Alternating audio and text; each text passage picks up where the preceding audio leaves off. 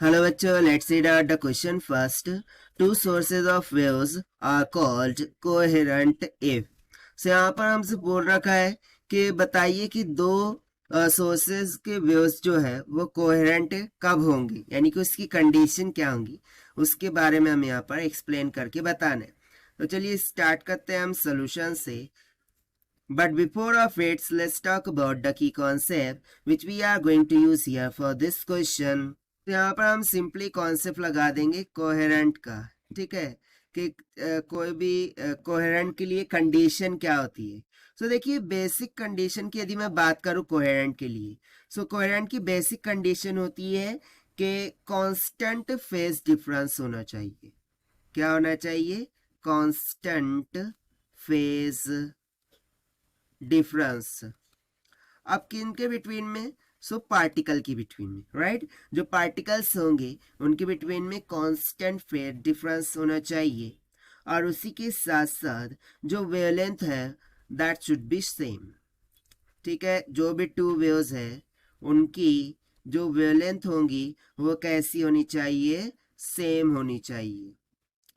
सो इस कॉन्सेप्ट के अकॉर्डिंग यदि मैं यहाँ पर लिखूँ, सो देखिए यहाँ पर हम सिंपली लिख सकते हैं कि to waves will be coherent, two waves coherent होंगी only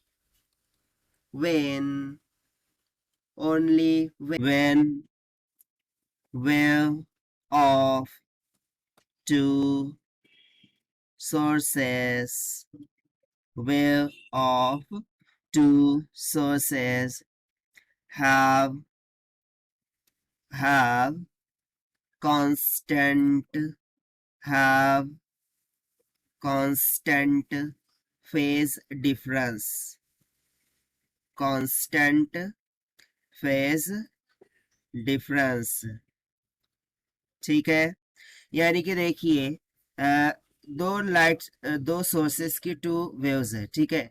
सो वो कब कोहेरेंट होंगी? जब उनके बिटवीन में कांस्टेंट फेज डिफरेंस होगा और उनकी वेवलेंथ भी क्या होंगी? सेम होंगी। और यहाँ पर हम फर्दर क्या लिख सकते हैं? The lambda should be same, ठीक है। तो देखिए यही हो जाएगा हमारा आंसर फॉर दिस क्वेश्चन, जो कि हमने सॉल्व किया by using the concept of coherent से। Now let us take the option. So यहाँ पर ऑप्शन ए में क्या बोल रहा है? Both have the same amplitude and vibration. So amplitude की बात नहीं हुई है यहाँ पर फेज और लेमडा की बात हुई है। Both produces wave of same wavelength. So देखिए ऑप्शन बी यहाँ से क्या हो रहा है? करेक्ट हो रहा है। ऑप्शन सी में बोलते हैं both produces wave of same wavelength having constant phase difference. So basically देखिए ऑप्शन सी को यदि मैं देखूं सो ज्यादा प्रिफरेबल होगा, क्योंकि देखिए इसमें produce waves of same wavelength की भी बात हुई है एंड कांस्टेंट फेज डिफरेंस की बात हुई है।